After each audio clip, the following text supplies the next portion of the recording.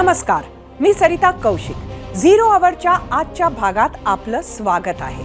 महाराष्ट्राच्या राजकारणात आज एवढ्या घडामोडी घडल्या आहेत की तुम्हाला नेमकी कोणती बातमी सविस्तरपणे सांगावी हे ठरवणं आज कठीण होतं। त्यामुळेच आजच्या भागात तुम्हाला आम्ही राज्यातील वेगवेगळ्या भागातील, वेगवेगळ्या पक्षातील आणि वेगवेगळ्या नेत्यांशी संबंधित या सर्व घडामोडी सांगणार आहोत। पण बातम्या अनेक असल्या तरी या बातम्यांचा फोकस मात्र एकच, येणारी लोकसभा निवडणूक। आगामी लोकसभा निवडणुकीच्या पार्श्वभूमीवर सुरू असलेलं जागा वाटप हे दोन्ही बाजूसाठी आजच्या घडीला महत्त्वाचे आहे आणि त्यामुळेच होत आहेत दावे प्रतिदावे। भाजपनं निवडलेल्या निरीक्षकांवर जबाबदारी दिलेल्या मतदारसंघात सुरू असलेल्या जोर बैठका, कुणाची नाराजी तर कुणाची अरेरावी। महायुती महाविकास आघाडीमध्ये ठरलेले किंवा चर्चिले जाणारे फॉर्म्युले, तर लहान सहान स्थानिक पक्षांची ठरणारी वेगळी भूमिका, त्याचा केवळ महाराष्ट्रावरच नाही तर देश पातळीवरच्या राजकारणावर होणारा परिणाम साहजिकच तुमच्यावरही या घडामोडींचं उमटणारं प्रतिबिंब। कारण तुमच्याही मनात नक्की कुठला उमेदवार तुमचे हित साधू शकेल हा सवाल असणारच। या सर्व बाबींवर आजच्या भागात आपण प्रकाश टाकणार आहोत। महाविकास आघाडीमध्ये चर्चा पूर्ण झाली असे आजही सांगितले गेले। आता काँग्रेस, राष्ट्रवादी काँग्रेस, शरदचंद्र पवार आणि शिवसेनेसह वंचित बहुजन आघाडी ही एक घटक असल्याचेही आज परत प्रतिपादन करण्यात आले। पण तरीही जागा वाटपाचा नक्की फॉर्म्युला काय हे मात्र उघड करण्यात आले नसल्यामुळे नक्की शेवटी काय ठरले हा सवाल आहेच। हे झालं विरोधकांचं, पण सत्ताधाऱ्यांमध्ये तरी ऑलवेल आहे का? कारण 2019च्या निवडणुकीत ज्या जागा शिवसेनेनं जिंकल्या होत्या त्या जागांवर भाजपचा डोळा आहे हे कमी की काय? तर तिकडे राष्ट्रवादीचीही एकनाथ शिंदेंच्या पक्षातील शिरूरच्या बड्या नेत्यावर नजर असल्याची चर्चा आहे। आणि याच सर्व घडामोडींवर आम्ही तुम्हाला आजचा पहिला महत्त्वाचा प्रश्न विचारला होता, तो पाहण्यासाठी जाऊया आपल्या पोल सेंटरला। आजचा आपला पहिला प्रश्न सांगते, महाराष्ट्रात मतभेदाशिवाय लोकसभेच्या जागा वाटपाचा तिढा कोण सोडवेल असं वाटतं? महायुती की महाविकास आघाडी? तुम्हाला सांगायचं होतं। जागा वाटपाचं हे कोडं कोणती आघाडी सोडवणार याकडे आपलं लक्ष असेलच। कालच यवतमाळमध्ये पंतप्रधान नरेंद्र मोदींचा दौरा झाला। त्यांच्या दौऱ्यात मुख्यमंत्री आणि दोन्ही उपमुख्यमंत्र्यांची भाषणं झाली।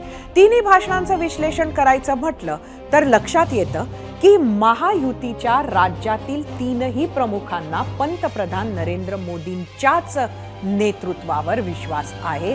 त्यामुळे खरं तर इथे मोदी आणि अमित शाह सांगतील तोच जागा वाटपाचा फॉर्म्युला असे साधे गणित आहे असे वाटू शकते, पण इतके सोपे नाही।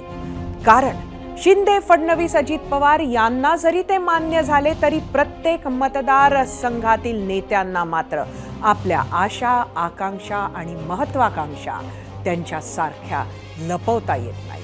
आणि त्यामुळेच महायुतीच्या नियोजनात काही ठिकाणी संघर्षाची ठिणगी पडली आहे। पाहूयात।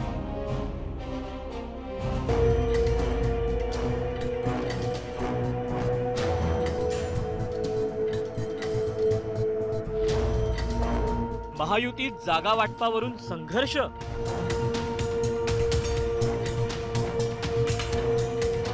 तीन पक्षांच्या युतीमुळे दावेदारी वाढली, दावेदार वाढल्यानं वादाची ठिणगी? कोणत्याही आघाड्या महायुती समोरचं सर्वात मोठं आव्हान असतं ते निवडणुकीतलं जागा वाटप। कारण जिथं जिथं आघाडी किंवा युती होते तिथं तिथं प्रत्येक जागेवर दावेदारांची संख्याही वाढते। आणि आताही महायुतीत अशीच विधानं सुरू झाली आहेत। याची सुरुवात झाली ती कोकणात। गोव्याचे मुख्यमंत्री प्रमोद सावंत कोकणात आले। त्यांनी पारंपरिक शिवसेनेचा मतदारसंघ असलेल्या रत्नागिरी, सिंधुदुर्गासह इथल्या जागांवर दावा केला। अब की बार 400 पार फिर एक बार मोदी सरकार हा नारा पूर्ण महाराष्ट्रामध्ये घुमतो। त्यातल्या त्यात मावळ, रायगड आणि सिंधुदुर्ग हे तिन्ही मतदारसंघ यावेळी NDAच्या 400 मध्ये असणार याची मला खात्री आहे, ह्याचा मला विश्वास आहे। तिकडे सावंतांनी दावा केला तर इकडे मंत्री उदय सामंतांनी प्रतिदावा केला। रत्नागिरी सिंधुदुर्ग जागा असेल किंवा जिथं जिथं पूर्वी शिवसेनेनं जागा लढलेल्या आहेत तिथे शिवसेनेचाच दावा आहे। त्याच्यामुळे प्रमोद सावंत साहेब जे काय बोलले त्याला विरोध करण्याची काही आवश्यकता आहे असं मला वाटत नाही। ही चर्चा आणखी इंटरेस्टिंग झाली जेव्हा त्याच जागेसाठी केंद्रीय मंत्री नारायण राणे यांनीही दावा केला। त्यांनी ट्विट करत उदय सामंतांना उत्तर दिलं। राणे म्हणतात, लोकसभेची निवडणूक लवकरच जाहीर होईल। विविध पक्षाचे बरेच नेते रत्नागिरी सिंधुदुर्ग लोकसभेच्या जागेसंबंधी आपला हक्क दाखवतायत। रत्नागिरी सिंधुदुर्ग ही लोकसभेची जागा भारतीय जनता पक्षाची असून भारतीय जनता पक्षच ही जागा लढवणार आहे। महायुतीच्या याच संघर्षात उद्धव ठाकरे गटाचे खासदार विनायक राऊतही उतरले। त्यांनी देखील याच जागेवर आपण जिंकणार असा दावा केला। इथे रत्नागिरी सिंधुदुर्गमध्ये कोणाला उभं राहायचंय त्यांनी कोणी उभं राहावं आणि मानसिकता ठेवून यावं की आपल्याला 2.5 लाखांनी आपटायचं आहे। आणि जेव्हा ठाकरे गटाकडून कोणी भाजपवर आणि प्रामुख्यानं कोकणावर बोलतं तेव्हा त्यांना नितेश राणेंकडून उत्तर येतच आणि यावेळी देखील अगदी तसंच झालं। विनायक राऊत नावाचा जो शाप आमच्या त्या मतदारसंघाला लागलेला आहे तो आम्हाला यावेळी पुसून काढायचा आहे। म्हणजे कुठलाही महायुतीचा उमेदवार येऊन दे, जो पण आमच्या पक्षश्रेष्ठींनी देऊन दे, आमचा एवढं एकच हेतू आहे की रत्नागिरी सिंधुदुर्गाचा खासदार हा महायुतीचाच निवडून आणायचा। खरं तर भाजपनं राज्यात जवळपास 23 लोकसभा मतदारसंघांसाठी निरीक्षकांची यादी जाहीर केली। त्यात मात्र रत्नागिरी सिंधुदुर्गचा समावेश नाही। त्यामुळे महायुतीकडून ही जागा कोणता पक्ष लढणार हे निश्चित नाहीये। असं असलं तरी फक्त कोकणातच नाही तर आणखी अनेक ठिकाणी भाजपनं दावा केलाय। त्या जागा देखील पाहूया। मतदारसंघ हिंगोली, सध्या शिवसेनेचे हेमंत पाटील इथून खासदार आहेत, तर स्थानिक भाजप पदाधिकाऱ्यांनी या ठिकाणी दावा केलाय। यवतमाळ वाशिम मतदारसंघात पास्टमपासून शिवसेनेच्या भावना गवळी खासदार आहेत, तर आता भाजपचे आमदार मदन येरावार यांनी या ठिकाणी मागणी केली आहे। तर संभाजीनगर मतदारसंघात MIMचे इम्तियाज जलील सध्या खासदार आहेत। या मतदारसंघात शिवसेनेचं प्राबल्य आहे, तर इथे केंद्रीय राज्यमंत्री भागवत कराड यांनी दावा केलाय। तर कोल्हापूर मतदारसंघात सध्या शिवसेनेचे संजय मंडलिक खासदार आहेत, तर इथून भाजपकडून उमेदवाराची चाचपणी केली जाते। याशिवाय नाशिक शिरूर मतदारसंघात देखील महायुतीमध्ये उमेदवारांची रस्सीखेच सुरू झाली आहे आणि हीच रस्सीखेच महायुतीतल्या मित्रपक्षासह भाजपचीही डोकेदुखी ठरू शकते। त्यामुळे आता भाजप, शिवसेना आणि राष्ट्रवादी काँग्रेस बंडखोरीचं ग्रहण टाळत 48 जागांचं गणित कसं साधणार हे पाहणं औत्सुक्याचं ठरेल। 0 ओव्हर ABP माझा।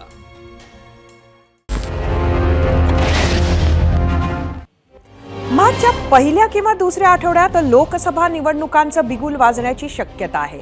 त्या पार्श्वभूमीवर सध्या दिल्ली आणि महाराष्ट्रात बरीच खलबतं सुरू आहेत। भाजपची पहिली 100 लोकसभा उमेदवारांची यादी 1-2 दिवसात जाहीर होऊ शकते।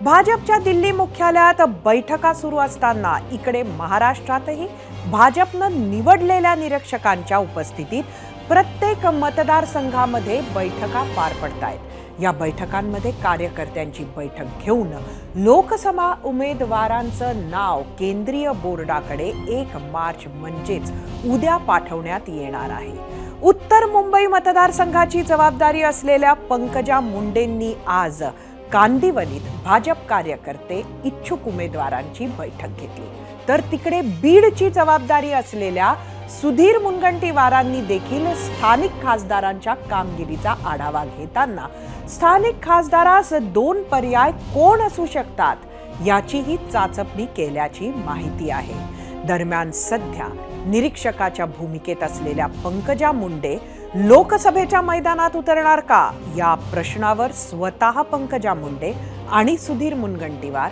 यांनी काय प्रतिक्रिया दिली ती पाहूया। प्रीतम मुंडे या 10 वर्ष लोकसभेच्या खासदार राहिल्या आहेत। अत्यंत छान त्यांनी काम केलेलं आहे। राष्ट्रवादी बरोबर युती झाल्यामुळे निसर्गतः माझा मतदारसंघावर एक प्रश्नचिन्ह निर्माण झालेला आहे। मी राज्याची नव्हे देशामध्ये स्टार प्रचारक राहिलेले. मी उत्तर प्रदेश, मध्य प्रदेश, राजस्थान सर्वकडे प्रचार केलेला आहे. त्यामुळे माझ्या जिल्ह्यातील लोकसभेच्या उमेदवार कोणी असो, स्टार प्रचारक आणि सर्व जबाबदारी ही माझी असणार आहे. की पंकजाताई या अतिशय उत्तम, जे उत्तम प्रशासन आणि उत्तम नेता आहेत. माझा विश्वास आहे, म्हणजे तुमच्या मनात जो भाव आहे तोच आमच्या मनात आहे. प्रत्येक योग्य संधी यावी लागते. संधीचं सोनं करण्याची क्षमता या दोन्हीही बहिणीमध्ये आहे. याच्याबद्दल आम्ही आता येतानाच माधवीताईंना मी चर्चा करतो. महायुती महाआघाडीत सध्या निवडणुकीच्या रणसंग्रामात उतरताना मतभेद दिसत असले, उमेदवार मतदारसंघ फायनल होत नसले तरी एका जागेवर सत्ताधारी विरोधकांमधील लढत ठरल्याचं मानलं जात आहे आणि तो मतदारसंघ आहे दक्षिण मुंबईचा.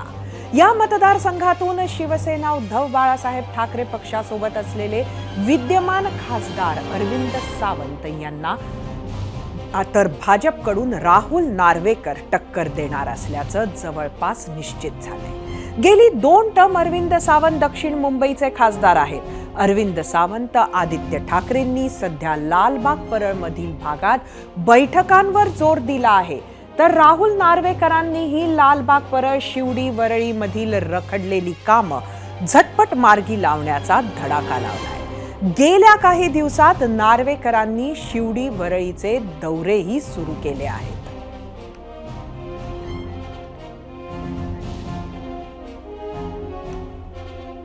तिथेच आज मुंबई भाजप अध्यक्ष आशिष शेलारांनी एक गोप्य स्फोट केला. 2019 मध्ये जरी भाजप सेनेत फारकत झाली असली तरीही दोघे 2014ची निवडणूक वेगवेगळे लढले होते. ते का? तो मिठाचा खडा नक्की कोणी टाकला हे आज विधान भवन परिसरात शेलारांनी सांगितलं. पाहूयात. 2013-14ला ज्या वेळेला युतीच्या चर्चा या ठिकाणी होत होत्या त्यावेळेला अमितभाईंशी बोलताना जे उद्धवजी बोलले, त्यांची चर्चा झाली, त्यामध्ये त्यांच्या मनामध्ये दडलेला हेतू हा त्यात स्पष्ट झाला होता. आदित्यजींना येणाऱ्या काळामध्ये मुख्यमंत्री करायचं आहे. युतीच्या चर्चा जागा वाटपाच्या 2013-14ला चालू असताना परस्पर आदित्यजींनी 151+ शिवसेना ही घोषणा केली. 288 पैकी 151+ अशी जर घोषणा ते करतात तर कशाच्या जीवावर करतात? त्याला आधार काय? आणि म्हणून आदित्यजींच्यासाठी असलेला पुत्र लोभ हा युतीमध्ये त्या ठिकाणी 2014 पासून खडा टाकला, हे त्यातनं स्पष्ट झालेलं आहे. तर नाशिकमध्येही आज एक मोठी घडामोड पाहायला मिळाली. गेल्या वर्षी दहशतवादी सलीम कुत्ता आणि शिवसेना ठाकरे गटाचे नाशिक जिल्हा प्रमुख सुधाकर बडगुजर यांची एका पार्टीतील क्लिप व्हायरल झाली होती. त्यानंतर आज आडगाव पोलीस स्टेशनमध्ये बडगुजरांविरोधात UAPA अंतर्गत गुन्हा दाखल करण्यात आलाय. UAPA म्हणजे अनलॉफुल ॲक्टिव्हिटीज प्रिव्हेन्शन ॲक्ट. देशाच्या एकात्मतेवर, सार्वभौमत्वावर गदा आणू पाहणाऱ्यांना लगाम घालणारा, मुख्यत्वे दहशतवाद्यांविरोधात वापरला जाणारा हा कायदा आहे. कुख्यात दाऊद इब्राहिमचा साथीदार सलीम कुत्ता बरोबरच्या पार्टी प्रकरणात बडगुजरांचा सहभाग निष्पन्न झाल्याने ही कारवाई झाल्याची माहिती पोलिसांनी दिली आहे. तर ही कारवाई राजकीय सूडबुद्धीनं केल्याचा आरोप शिवसेना उद्धव बाळासाहेब ठाकरे पक्षानं केलाय. पाहूयात. राजकीय सूडभावनेतून हा गुन्हा दाखल झालेला आहे. पोलिसांवरती प्रचंड प्रशासनाचा दबाव होता, शासनाचा दबाव होता. त्या दबावापोटी हा गुन्हा दाखल झालेला आहे. बिलकुल राजकीय दबावातून आहे. जर सुधाकर बडगुजर शिवसेनेचे जिल्हा प्रमुख नाशिकचे त्यांच्यावर गुन्हा ज्या कारणामुळे दाखल होत असेल तर त्यांच्याही पेक्षा मोठा आरोपी असलेल्या दाऊद इब्राहिमच्या बहिणीच्या जवळच्या नातेवाईक असलेल्या एका लग्नामध्ये राज्याचे मंत्री गिरीश महाजन सुद्धा मेजवानीला बसलेले फोटो आम्ही मागच्या नागपूरच्या अधिवेशनात दाखवलेले. त्यांच्यावर गुन्हे दाखल होत नाही आणि सुधाकर बडगुजरावर गुन्हे दाखल होतात. याचा अर्थ ये डर अच्छा है. अत्यंत सूडबुद्धीनं राजकीय हेतूनं प्रेरित होऊन गुन्हा दाखल झाला. खरं म्हणजे ज्या कार्यक्रमाला बडगुजर गेले होते त्या कार्यक्रमाचं नियोजन आयोजन हे भारतीय जनता पक्षाच्या पदाधिकाऱ्यांनी केलं होतं. त्यांच्यावर कारवाई झाली नाही. पण बडगुजर यांची 2 दिवसापूर्वी नाशिक जिल्हा प्रमुखपदी नियुक्ती झाल्यावर ही कारवाई केली. ही भीती आहे आमच्या पदाधिकाऱ्यांची.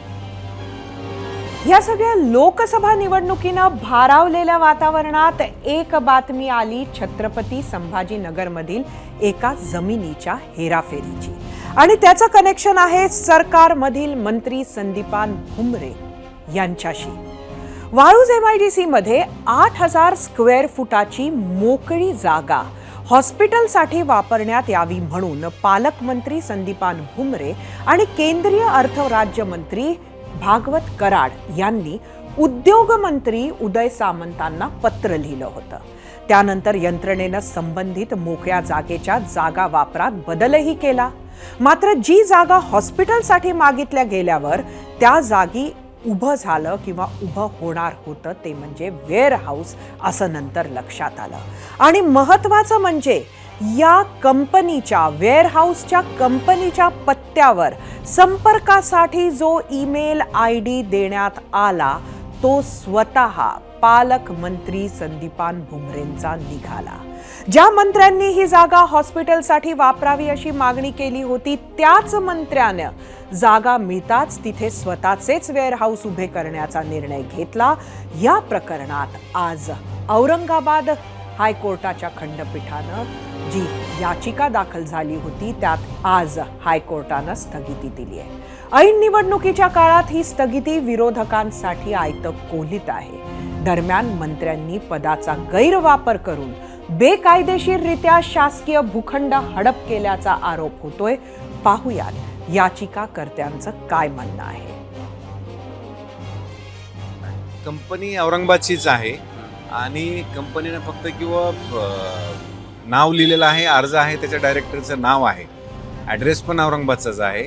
पण आपण जर कॉन्टॅक्ट डिटेल जर त्या अर्जामध्ये पाहिलं तर माननीय मंत्री महोदयाचा मेल आहे. म्हणजे हे सगळं असं दिसतंय की फक्त नाव त्यांचं आहे आणि पडद्यामागून यांना प्लॉट तो अलॉट झालेला आहे. आजच्या भागात आम्ही विचारलेल्या पहिल्या प्रश्नावर तुम्ही दिलेल्या प्रतिक्रिया पाहण्यासाठी आपण जाऊया आपल्या मीडिया सेंटरला. आणि आजचा प्रश्न मी तुम्हाला परत एकदा सांगते.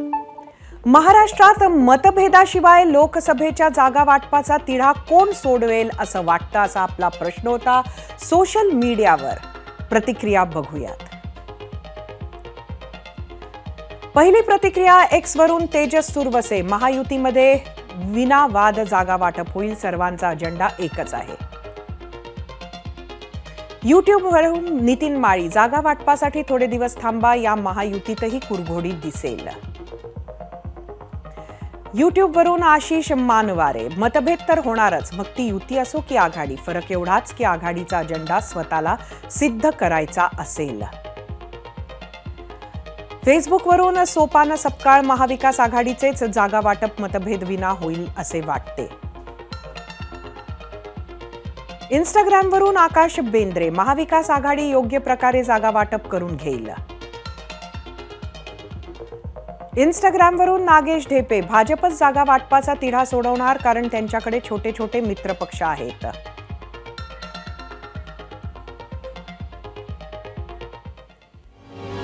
महाराष्ट्रातल्या राजकीय घडामोडी, महाविकास आघाडी आणि महायुतीतलं जागा वाटपाचं गणित आणि इतर सर्व बाबींवर बोलण्यासाठी 0 आवरमध्ये उपस्थित आहेत राजकीय विश्लेषक अभय देशपांडे.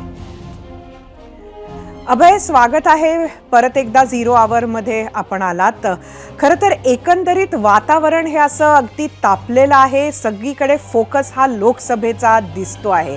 यामध्ये अजूनही जागा वाटप खऱ्या अर्थानं महाआघाडीनं जरी म्हटलेलं आहे की आमची चर्चा झाली आहे, संपली आहे, तरी फॉर्म्युला का घोषित होऊ शकत नाही असं वाटतं?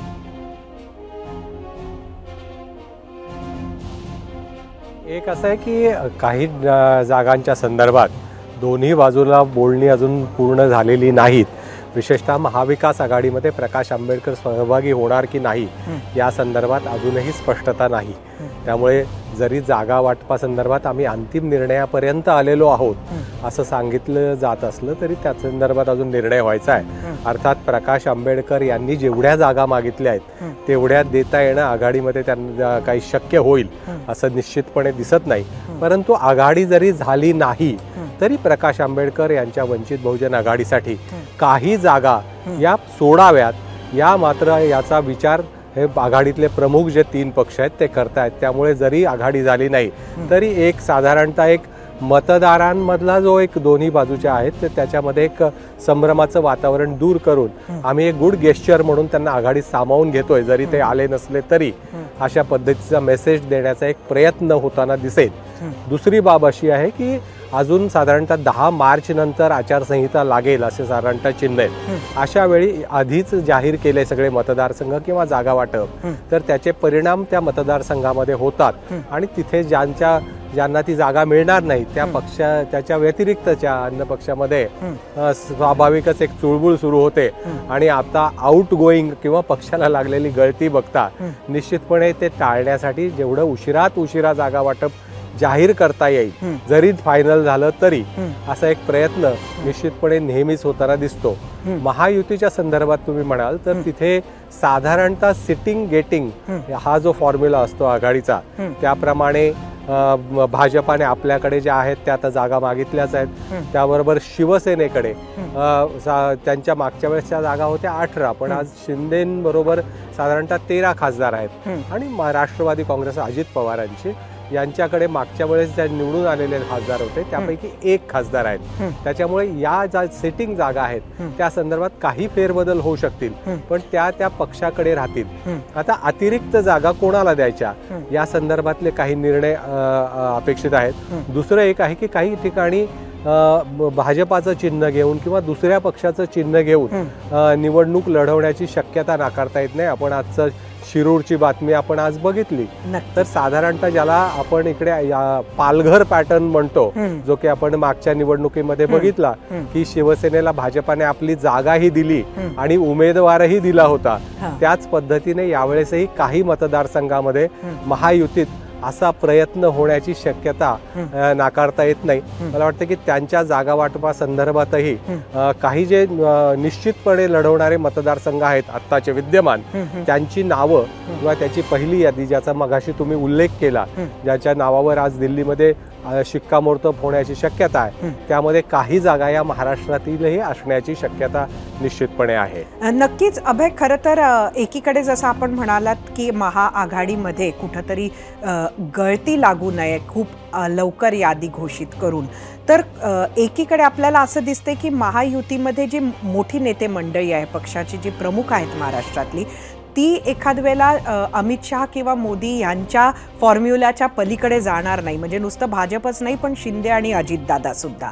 मात्र असं जरी असलं तरी कुठेतरी प्रत्येक मतदारसंघात लोकांच्या ज्या आशा आकांक्षा महत्वाकांक्षा आहेत त्यालाही पक्ष सामोरे जाऊ शकतील का? कारण या पक्षांना घेऊन महाविकास आघाडीपेक्षा उलट जास्त लोकांच्या आशा आहेत.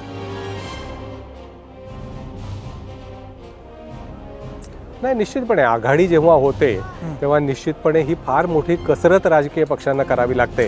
कारण अनेक ठिकाणी लोकसभेचे मतदारसंघ विधानसभेचे मतदारसंघ हे मित्र पक्षाकडे राहतात आणि मग दुसऱ्या पक्षातल्या लोकांना आपल्याला संधीच मिळत नाही अशी भावना तयार होते आणि पक्षाचं केडर मग अन्य पक्षांकडे जायला सुरुवात होते. त्यामुळे ही कसरत राजकीय पक्षाची निश्चितपणे नेहमीच होते.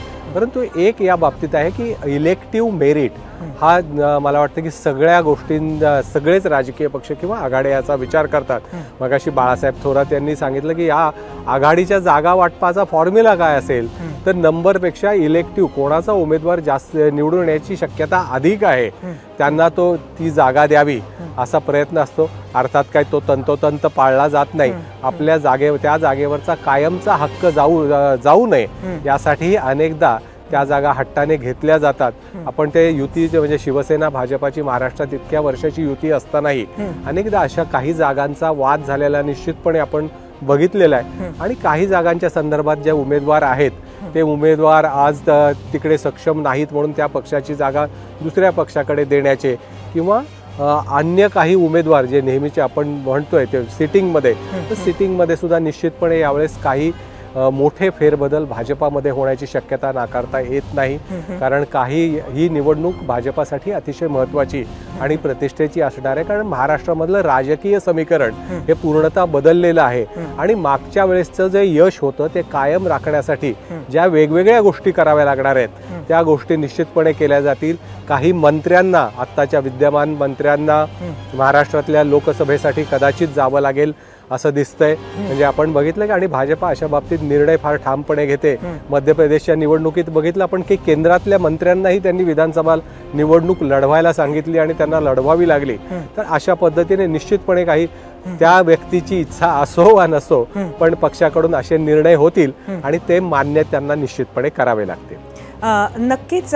खरं तर आता म्हणजे भ्रष्टाचार, भाजपचं काय रणनीती राहील हे सगळं आत्ता काही आपल्याला महाराष्ट्रात सांगता येणार नाही. कारण एकंदरीतच अजित पवार यांचा पक्ष स्वतःबरोबर सामील होण्याच्या अगदी 2 दिवस आधी मोदींनी केलेलं जे वक्तव्य होतं. पण आता मी तुम्हाला कालच्या कार्यक्रमाबद्दल विचारते. पंतप्रधान मोदी आले होते, यवतमाळचा कार्यक्रम तुम्ही पाहिलात. एकंदरीत जी काही बॉडी लँग्वेज होती, ज्या पद्धतीनं सरकारी जाहिरात होती, ज्यात भावना गवळींचा फोटो नव्हता किंवा त्याचबरोबर त्या ज्या मागच्या रांगेत खासदार असून बसलेल्या होत्या, हे सगळं काय दाखवतंय? हे कुठल्या स्तरावरून त्यांना निग्लेक्ट केल्या जात आहे आणि येणाऱ्या काळात मिळणाऱ्या तिकिटाबद्दल काय हे सांगून जात आहे? नाही, निश्चितपणे काही गोष्टी ज्या आहेत त्या तर आपल्याला उघडपणे दिसत आहेत. पक्षांमधले मतभेद दिसत आहेत, एकाच पक्षामधल्या 2 नेत्यांमधले मतभेद दिसत आहेत.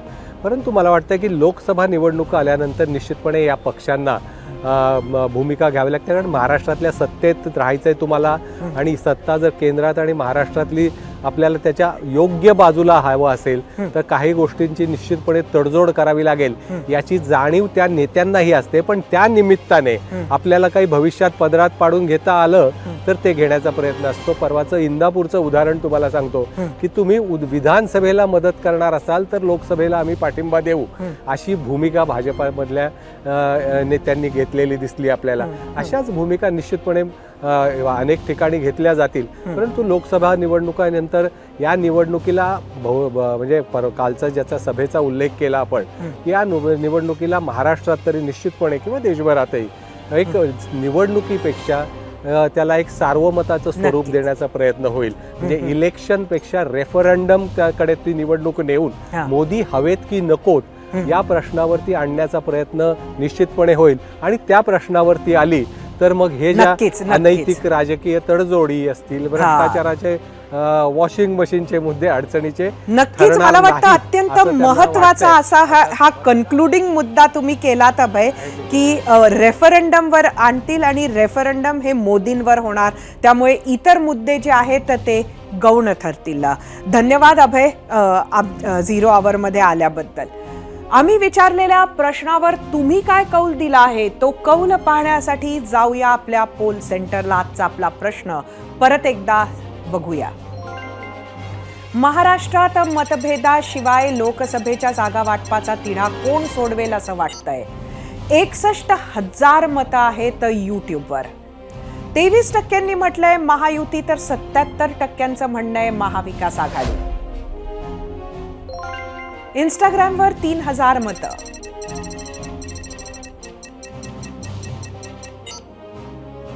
%55 म्हणणं आहे महायुती तर 45% म्हणणं आहे महाविकास आघाडी.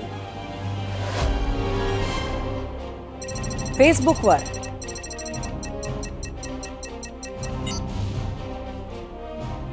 32% लोकांचं म्हणणं आहे महायुती, 68% महाविकास आघाडी. कौल बघूया एक्सचा.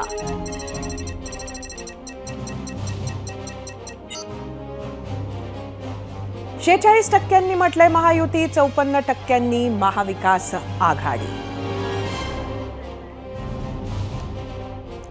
केंद्रात नरेंद्र मोदी हॅट्रिक साधणार असा बहुतांश सर्वेक्षणांचा आणि विश्लेषकांचा अंदाज आहे. त्यांच्या मार्गात थोडाफार अडथळा आलाच तर तो पश्चिम बंगाल, तामिळनाडू आणि आपल्या महाराष्ट्रातून येईल असंही काही विश्लेषकांचं मत आहे. त्यामुळे कोणतीही जोखीम न पत्करता महायुतीला एकेका जागेसाठी रणनीती आखावी लागणार आहे. पण हे आवाहन महाआघाडी समोरही आहेच. ही बोलायला जेवढी सोपी वाटते तेवढी सोपी गोष्ट नसेल. याचं साधं कारण म्हणजे जागा एक आणि इच्छुक अनेक. जागा वाटपाचा गोंधळ मिटल्यानंतर चिंता असेल ती त्या उमेदवाराची निवड मतदारांच्या गळी उतरवण्याची.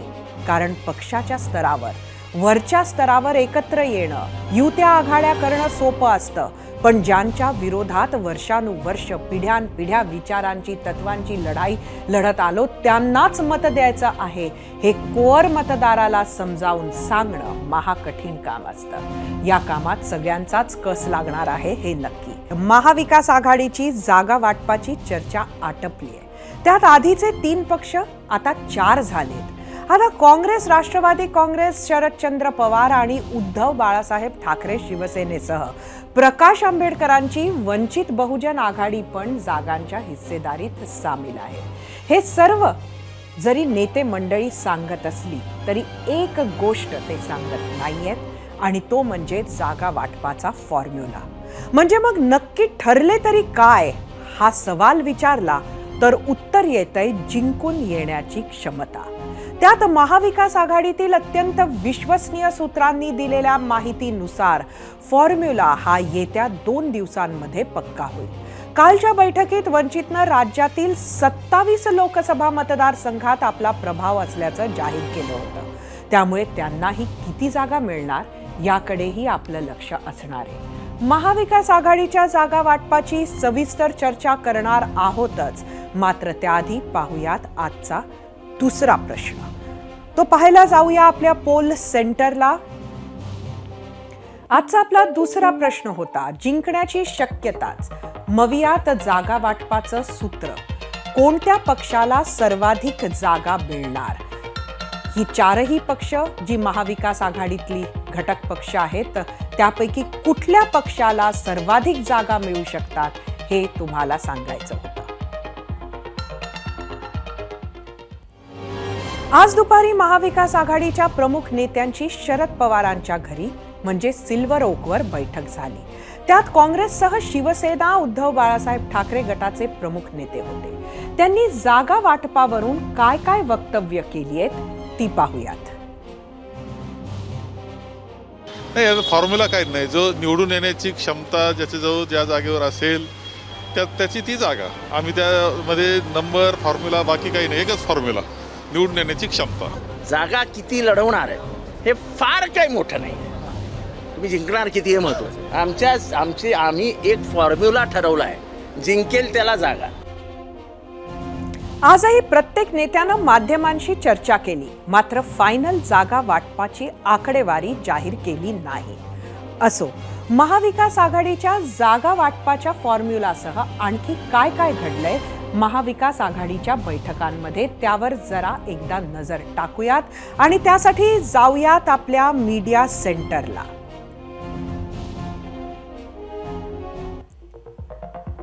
जागा वाटपाचं ठरलं मात्र फॉर्म्युलावर अद्याप शिक्कामोर्तब नाही असं दिसतंय. ठाकरे गट 20 जागा लढवण्यावर ठाम असल्याची सूत्रांची माहिती आहे. राष्ट्रवादी काँग्रेस पवार गट 9 ते 10 जागा लढवण्याची शक्यता आहे. काँग्रेसच्या वाट्याला 15 ते 18 जागा येण्याची शक्यता आहे. वंचित आघाडीच्या प्रस्तावावर अजूनही चर्चा सुरूच असल्याची माहिती आहे. वंचितसाठी महाविकास आघाडी 2 जागा सोडणार का असा प्रश्न आहे. काँग्रेस आणि ठाकरे गट आणखी जागांसाठी आग्रही असल्याचं कळतंय.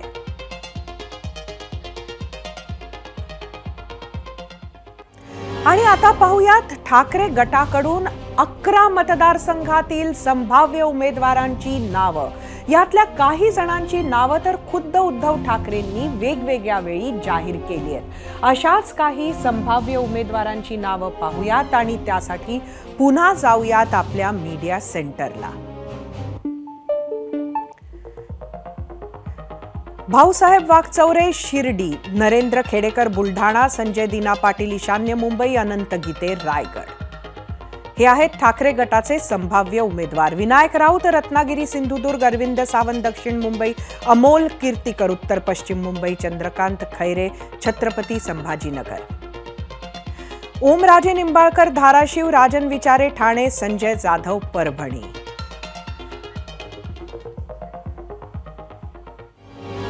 महाविकास आघाडीत काँग्रेस आणि राष्ट्रवादी काँग्रेस शरदचंद्र पवार पक्षाला कोणकोणत्या जागा मिळू शकतात, तर आतापर्यंतच्या राजकीय गणितानुसार नागपूर, भंडारा गोंदिया, चंद्रपूर, गडचिरोली, अमरावती, लातूर, नांदेड, जालना, धुळे, नंदुरबार, पुणे अशा जागा काँग्रेसच्या वाटेला जाण्याची शक्यता आहे. तर राष्ट्रवादी शरद पवार गटाला बारामती, शिरूर, बीड, दिंडोरी, रावेर, अहमदनगर, माढा, सातारा, वर्धा अशा जागा मिळण्याची शक्यता आहे. महाविकास आघाडीचं संभाव्य जागा वाटप जवळपास उघड झालंय. त्यातही सगळ्यात जास्त चिंता आहे त्यावरच आज सकाळी माध्यमांशी बोलताना संजय राऊतांनी जागा वाटपावरून एक महत्त्वाचं विधान केलं. ते पाहूयात. आम्ही सांगितल्याप्रमाणे काल 48 जागांचं वर चर्चा पूर्ण झाली. साधारण आराखडा ठरला की कोण कुठे लढू शकेल आणि कोणत्याही जागेवर मतभेद नाहीत. तर वंचित बहुजन आघाडीनं त्यांनी 27 ज्या जागा आहेत प्रमुख महाराष्ट्रातल्या त्या संदर्भातली त्यांची स्थिती ही काल दिली. आता त्याच्यावरती आम्ही काल चर्चा केली आणि त्यानुसार काही निर्णय झालेले आहेत. या देशातल्या संविधानाच्या रक्षणासाठी, लोकशाही रक्षणासाठी, शेतकरी कष्टकऱ्यांच्या न्याय हक्कासाठी एकत्र येऊन महाराष्ट्रातल्या 48 जागांवर आम्ही लढू, हा आमचा निर्णय पक्का आहे. आता आणखी एक महत्त्वाची बातमी. उद्याच्या शनिवारी म्हणजेच 2 मार्चला बारामतीत शासनाच्या वतीनं नमो रोजगार मेळावा कार्यक्रम पार पडणार आहे. या मेळाव्याच्या कार्यक्रम पत्रिकेवर शरद पवारांचं नाव वगळण्यात आलंय. शरद पवार गटाचे खासदार सुप्रिया सुळे, अमोल कोल्हे, वंदना चव्हाण यांना कार्यक्रमाचं निमंत्रण देण्यात आलंय. मात्र शरद पवारांचं नाव वगळलं. कार्यक्रम पत्रिकेतून नाव वगळलं तरी शरद पवारांनी कार्यक्रमाला उपस्थित राहण्याची इच्छा व्यक्त केली. विद्या प्रतिष्ठानचा अध्यक्ष या नात्यानं नमो रोजगार मेळाव्याला उपस्थित राहायला आवडेल असं शरद पवारांनी पत्रात म्हटलंय. तसंच शरद पवारांच्या 2 मार्चच्या अधिकृत कार्यक्रमात नमो रोजगार मेळाव्याचा उल्लेख करण्यात आलाय. यावरूनच कार्यक्रम पत्रिकेत नाव नसलं तरी शरद पवार नमो रोजगार मेळाव्याला उपस्थित राहणार असल्याची माहिती मिळते. त्यावर सुप्रिया सुळेंनी काय वक्तव्य केलंय पाहूयात. आश्चर्य वाटलं कारण 2015चा जो GR आहे त्याच्याप्रमाणे आदरणीय पवार साहेब हे आजही राज्यसभेचे मेंबर आहेत आणि वंदनाताईंचं नाव त्या कार्डमध्ये आहे पण आदरणीय पवार साहेबांचं नाही असं दिसतंय. त्याच्यामुळे मलाही आश्चर्य वाटलं की वंदनाताईंचं नाव आहे आणि पवार साहेबांचं का नाव नाही आहे, हे म्हणजे का झाले, कशामुळे झाले याचं उत्तर माझ्याकडे नाही आहे. तुम्ही या कार्यक्रमाला जाणार आहात का? हो, अर्थातच. मी लोकप्रतिनिधी आहे. त्याच्यामुळे आपल्याला काय कशाला म्हणजे कोणी किती तासापूर्वी आमंत्रण दिलं हे महत्त्वाचं नसतं. आपल्याला आमंत्रण दिलं आणि मी लोकांची प्रतिनिधी आहे. त्याच्यामुळे लोकांच्यासाठी या गोष्टीची कशाला चिंता करायची. नमो रोजगार मेळाव्यातील कार्यक्रम पत्रिकेत शरद पवारांचं नाव नसलं तरी शरद पवारांनी मात्र मुख्यमंत्री आणि उपमुख्यमंत्र्यांना जेवणाचं आमंत्रण दिलंय.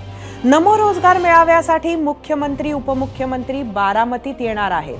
त्याच पार्श्वभूमीवर शरद पवार यांनी मुख्यमंत्री उपमुख्यमंत्र्यांना जेवणाचं आमंत्रण दिले. मुख्यमंत्री शिंदे, उपमुख्यमंत्री देवेंद्र फडणवीस आणि अजित पवार यांना चहा पानासह जेवणाचं आमंत्रण दिलंय. शरद पवारांच्या आमंत्रणाचा स्वीकार करत मुख्यमंत्री उपमुख्यमंत्री गोविंद बागेत जातात का हे पाहावं लागणार आहे. आदरणीय पवार साहेबांनी महाराष्ट्राच्या माननीय मुख्यमंत्र्यांना मला असं वाटतं पत्रही दिलं आणि फोनही केला होता की आपण सगळे आमच्या बारामतीत येत आहेत.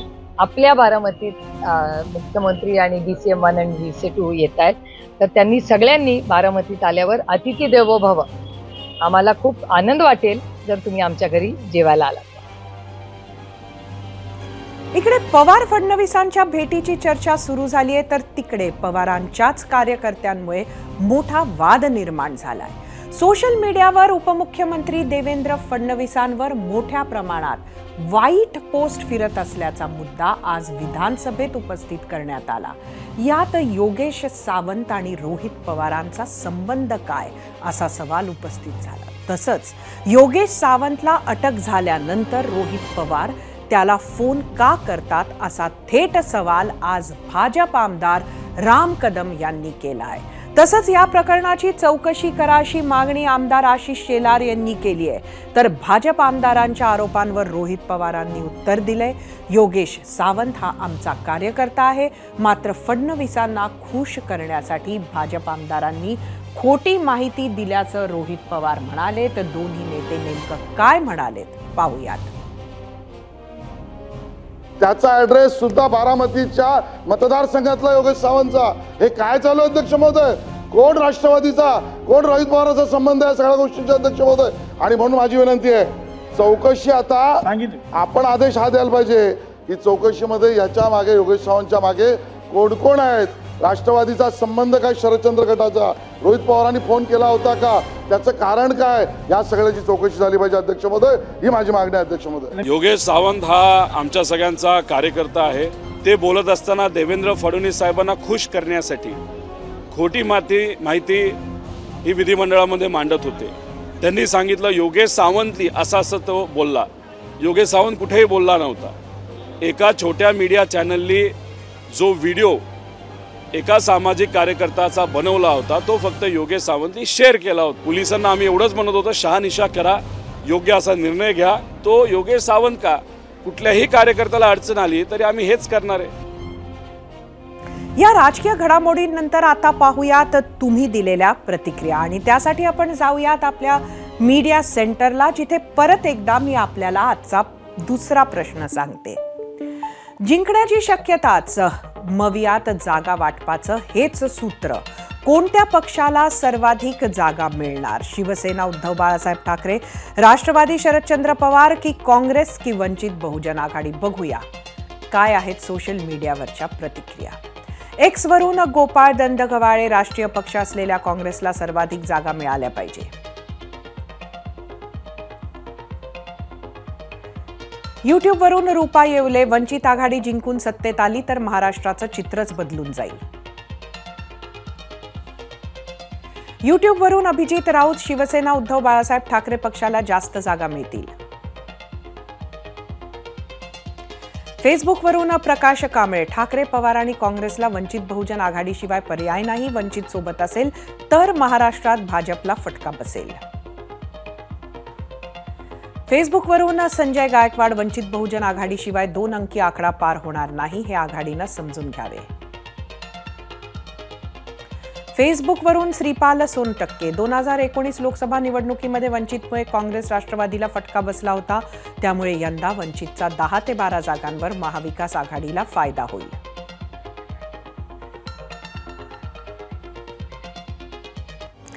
तमाम नेटिझन्सच्या प्रतिक्रिया पाहिल्यानंतर आता आपण जाणार आहोत पोल सेंटरला. तिथं पाहूयात दुसऱ्या प्रश्नावरचा पोल रिझल्ट. परत एकदा आजचा दुसरा प्रश्न तुम्हाला सांगते. जिंकण्याची शक्यता हीच मवियात जागा वाटपाचं सूत्र. कोणत्या पक्षाला सर्वाधिक जागा मिळणार? यूट्यूबवर एकूण 1,00,000 मतं. 74% म्हणणं आहे शिवसेना, तर 10% राष्ट्रवादी शरदचंद्र पवार, 9% काँग्रेस, 7% वंचित बहुजन आघाडी.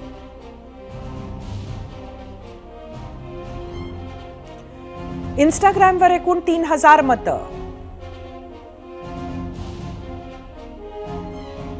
41% शिवसेना, 34% राष्ट्रवादी, 14% काँग्रेस, 11% वंचित.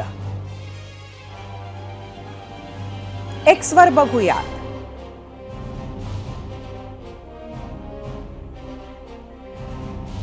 %53 शिवसेना उबाठा, 13% राष्ट्रवादी शरदचंद्र पवार, 22% काँग्रेस, 12% वंचित.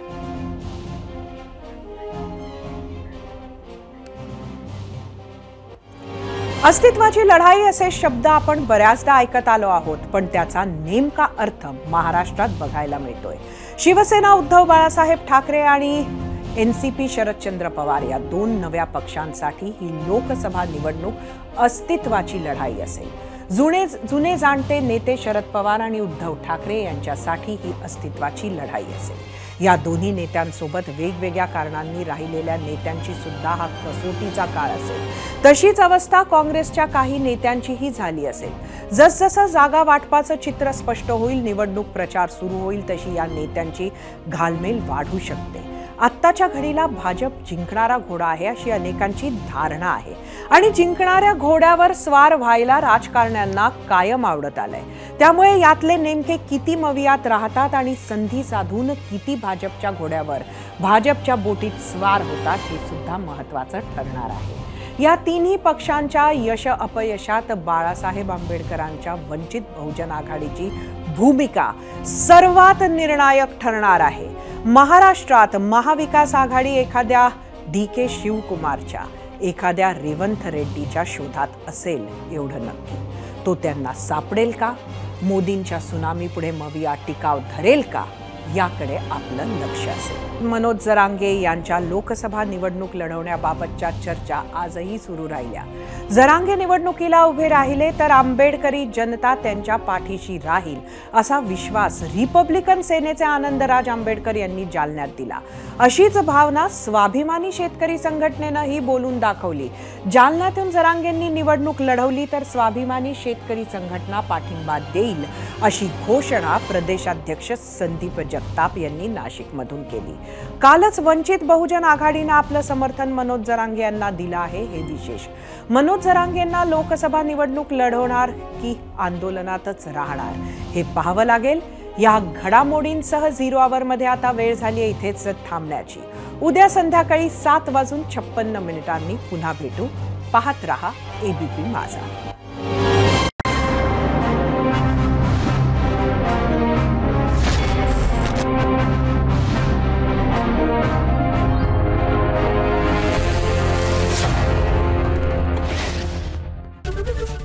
ABP माझा, उघडा डोळे बघा नीट.